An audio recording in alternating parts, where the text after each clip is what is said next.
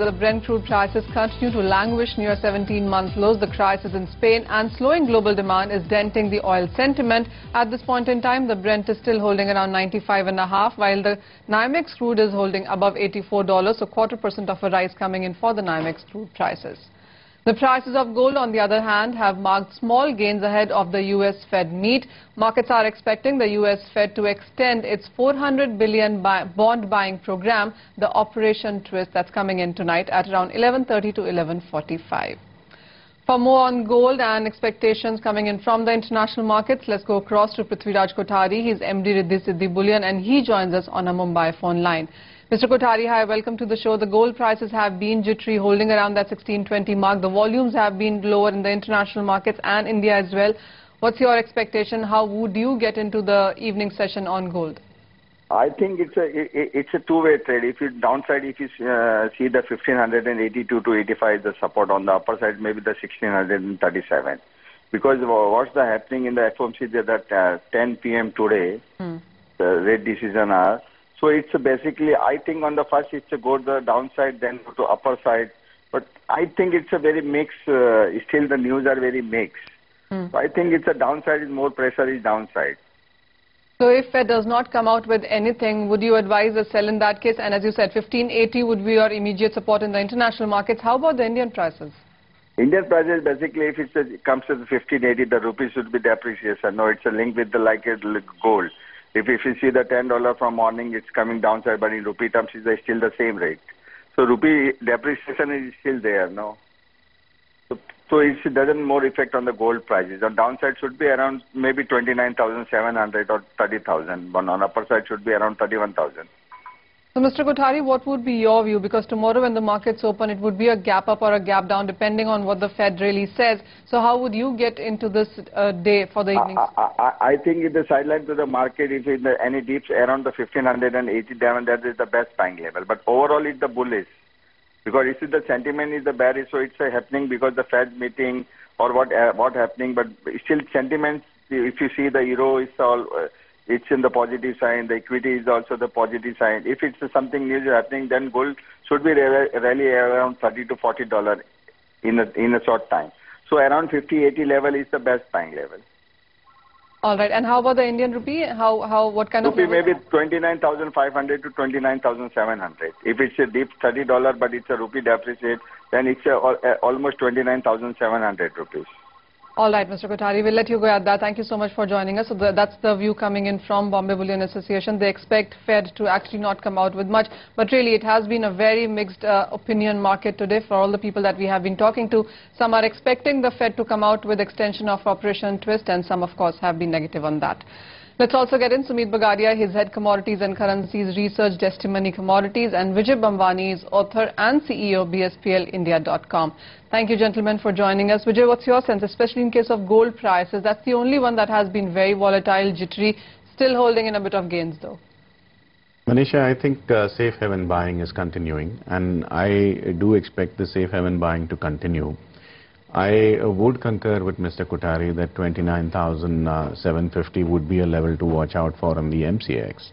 As long as 29,750 holds, I think the momentum is still upwards, and I would buy the dips rather than sell the rallies, because I expect, even though the Fed may not really come out with anything that's conducive to the gold market, I think nervous buying is already seen there over the last couple of trading sessions, and I do expect it to hold that upward trajectory. So 30,450, 30,500 levels would be a level to watch out for. That's a ceiling, but it's not a very strong ceiling. It's a glass ceiling which can crack any time. And once gold starts to hold above 30,500, I think bear covering itself can take it higher. Sumit, what's your sense? How are you getting into, or how are you playing the precious metals as we get into that very important meeting tonight? Yeah, Manisha, sitting over at India and deciding what Mr. Banaga is going to say in US is very difficult. But as far as the technical view is concerned, I feel that gold is facing resistance at around $1635 or $1640 in COMEX. Till that time gold doesn't break these levels, I feel there would be some correction in gold till $1580 or $1570. As far as MCX levels are concerned, I won't be comfortable in buying gold at present levels. In fact, I would wait for some correction on which we can see prices till 29,950 And if price are able to break 29,950, then a sharp fall can be seen till 29,500 and 29,300 levels. Overall, I'm expecting gold prices to give a correction of around 1,000 rupees in next 1 week to 10 days time frame. So I would wait for correction, and I would buy and I would like to buy on lower levels somewhere around 29,000 levels or 29,300 levels. In short term, I'm expecting correction. I would be a seller at around 30,250 or 30,300 levels. For that, I would maintain a stop loss of around 30,400 for the downside target of 29,950 and below that 29,500 levels. But this doesn't mean that I'm bearish on gold. Anytime in corrections till 29,500 or 29,000 levels, I would be a buyer for the long-term targets of 31,000 and 32,500 rupees. I'm expecting gold to touch 32,500 rupees in next 1.5 or 2 months time horizon. So wait for correction till 29,000 levels and then go for buying for the targets of 32,500 rupees. So buy dips on gold is the strategy coming in. But Sumit, also about silver, how are you trading onto that one? Because we've seen that also trade very choppy. $28 to $29 in the recent sessions really has been a range on that. Yeah, absolutely. See, silver has been moving in a very stiff range. We have seen that silver has been moving in a range of around 53,000 to 55,000 rupees on higher side. In very short term, I'm seller in silver too. I'm expecting silver prices to correct and touch levels of around 52,500 and below that 51,000 levels. So overall, prices near 55,700 or 55,800 levels should be a good selling opportunity.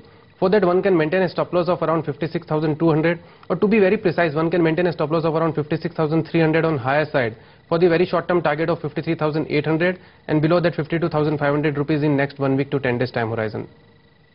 Vijay, what's your sense in case of crude prices? Because on one side we are looking at inventories, on the other side the Spain issues, also the US uncertainty is putting a lot of pressure onto the markets here, especially NYMEX more than Brent.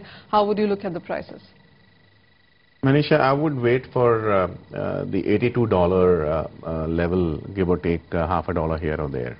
I think 82 is a level to watch out for. As long as 82 is holding, crude might consolidate. Although at 86, 86 and a half, there would be resistance on the WTI grade. On the Brent crude, I think 98 is a level to watch out for. Unless 98 is taken out forcefully, I think a new upthrust is likely to be difficult and elusive.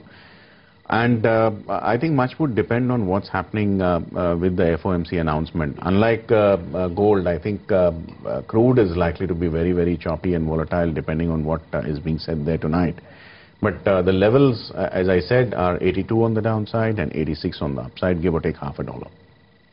Sumit, coming to the base metal sector there, and what are you watching onto that one? Because in the Asian markets we did see a firm opening, but after Europe open there has been a bit of profit-taking sense. How are you looking at preparing for the US opening now? See, Manisha, as far as base metals are concerned, I'm not pretty bullish on, or not very much bullish on all the base metals. I'm expecting correction in most of the base metals like copper, zinc, lead, nickel, aluminum. I'm expecting copper prices to touch levels of around 400 and 390 in next couple of weeks. As far as lead, zinc are concerned, I'm expecting prices to test levels of around 102 or 100 rupees in lead and zinc. My top pick would be, or best pick at present would be for next couple of days would be aluminum. I'm expecting aluminum prices to come down. One can sell aluminum at around 106.50 or 106.40 levels.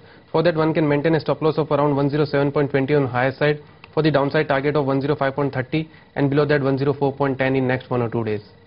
Vijay, before we come to base metals for you, I want to touch upon the natural gas prices as well, because if we can get that on screen, up 4% and more is how natural gas prices have been trading, nearly 17-18% up in last 7 or 8 trading sessions. Where do you see a resistance coming in for that?